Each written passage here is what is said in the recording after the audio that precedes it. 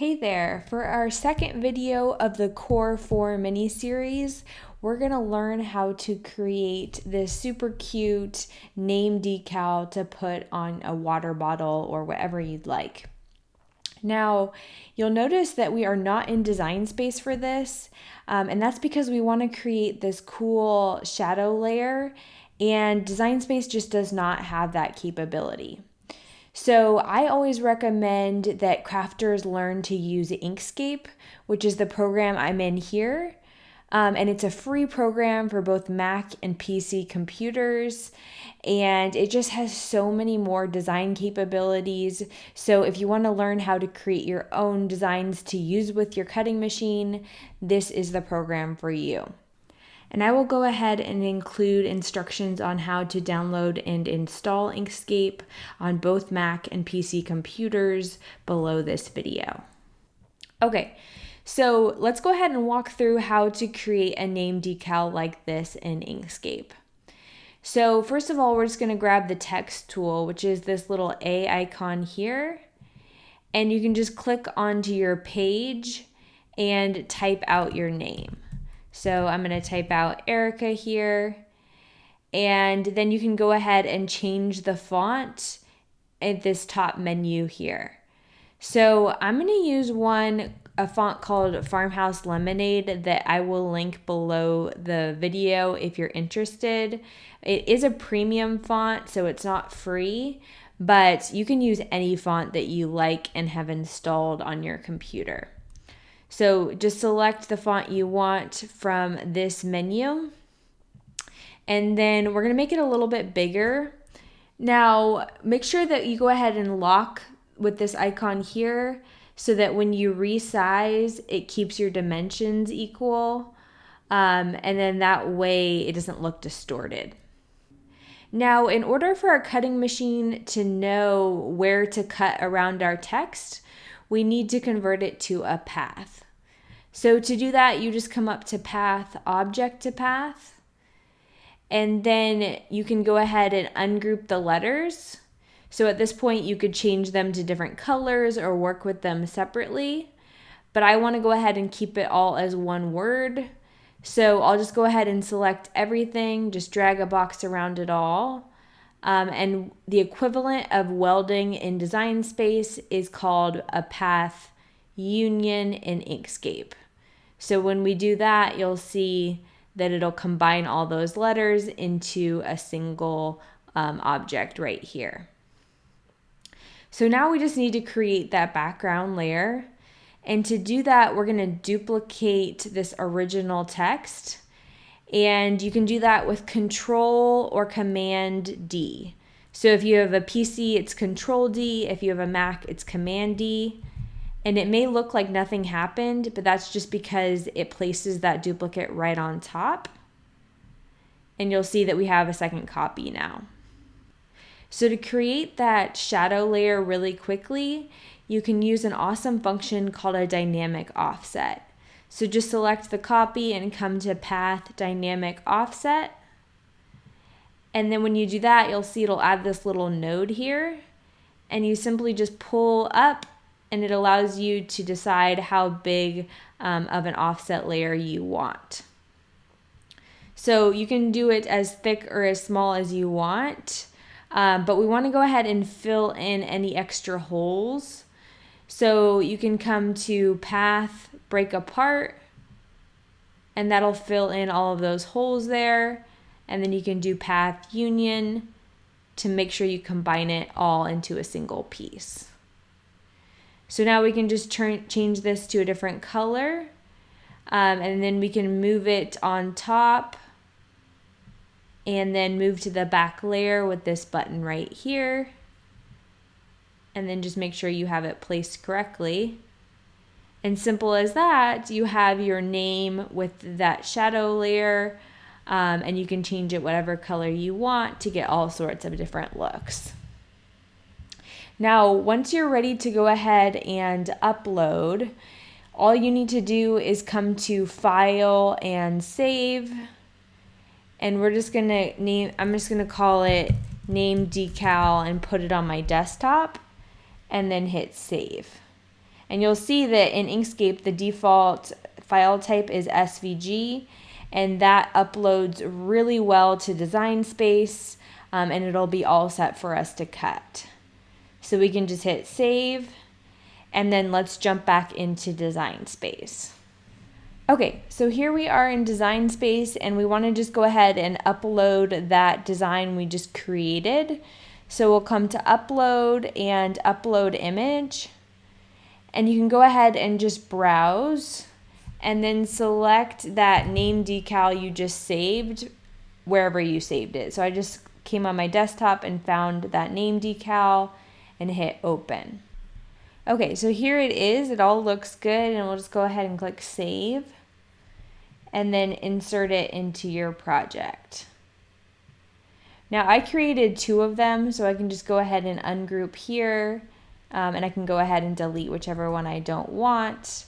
You can delete with the trash icon here, or you can just go ahead and click that little red icon as well. And see how when you upload an SVG from Inkscape to Design Space, it's already separated out into layers, right? So we can select and move around that text separate from its background layer, and you can still come in and change the color if you wanted and make whatever edits you want. So at this point, all you need to do is determine what size you want your decal. So we can just go ahead and group it so that it all stays together, and then make sure your dimensions are locked and set whatever size you want here.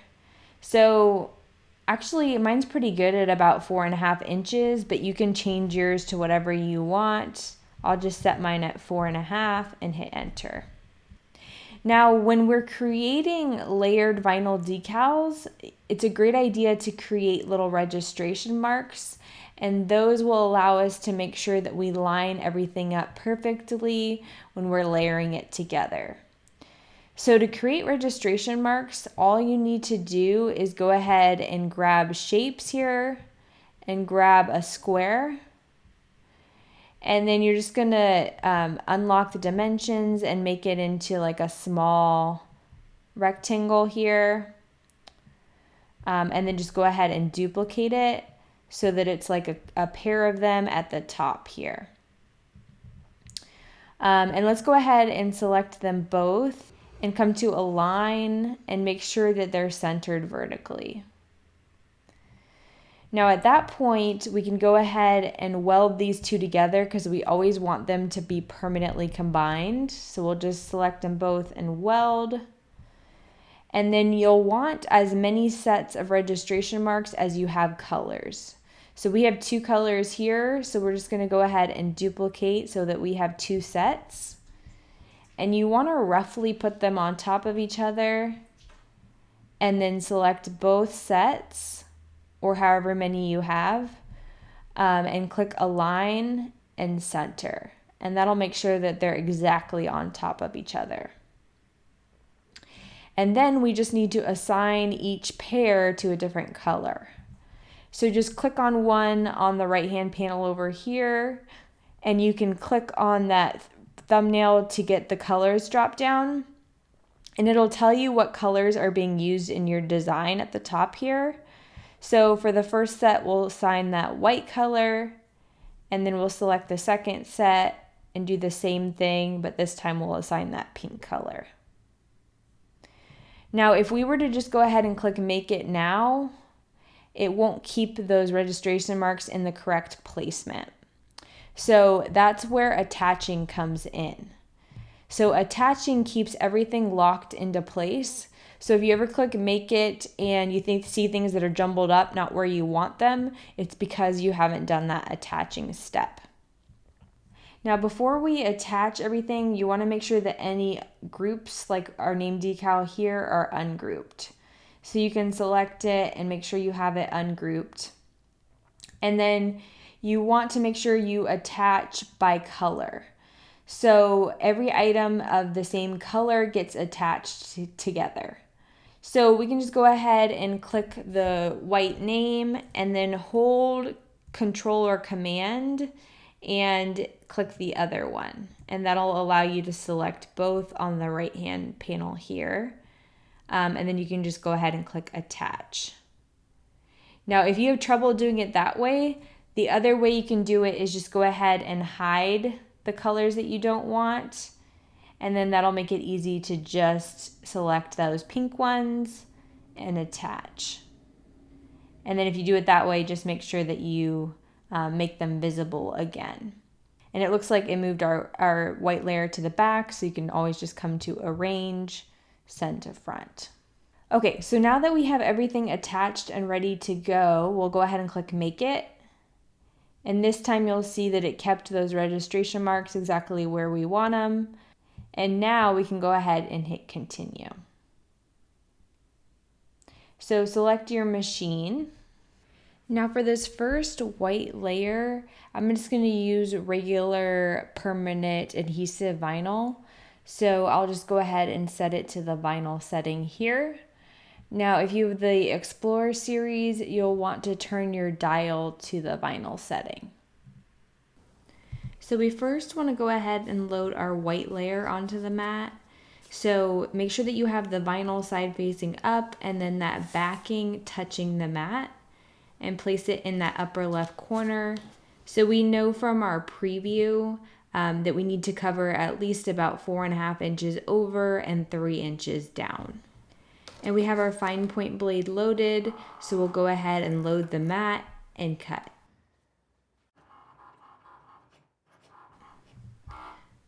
Once we've cut the white layer, we'll go ahead and unload it, and then we're ready to go ahead and load our second pink layer. Now for the second layer, I'm actually going to use glitter vinyl. If you're just using regular vinyl, you can keep your material set to the same.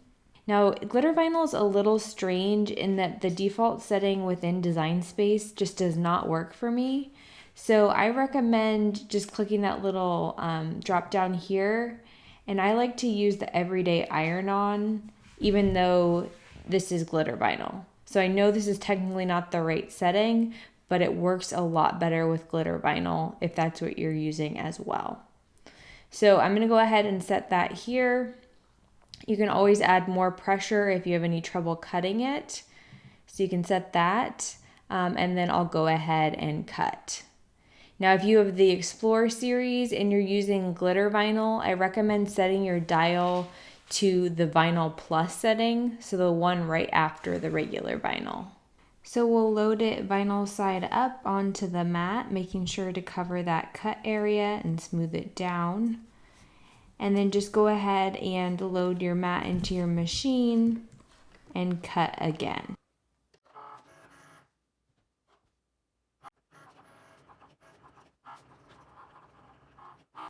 Once it's finished, go ahead and unload, and now we're ready to weed both of our layers.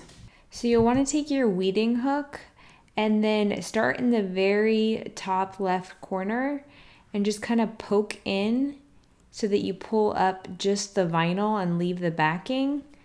And you just want to pull back at like almost parallel to the surface so that you don't accidentally pull up any part of the design, and then just remove all of that excess vinyl. And then we'll do the exact same thing with the white layer here. Just start in the upper left, pull back almost parallel so that you don't pull up any of that vinyl. And just go nice and slow and carefully. Slow and steady wins the race on this one. And then you'll just go ahead and you need to remove all of the holes within the letters as well. So just pick into those and lift them up and then throw away those pieces. Okay, so now everything is weeded and we're ready to layer the vinyl. So I've cut a piece of transfer tape that's just slightly bigger than my decal, and I'm just gonna place it over the first white layer with your name. And you're gonna go ahead and burnish it down, which just means that you take your squeegee and just rub it really well with some nice pressure to make sure that it adheres to that tape well. And then you can just pull back to make sure that it's coming off the backing well. but then place it right back on that backing because we're going to use it to layer it. So put it back on and then pull both layers off of your cutting mat.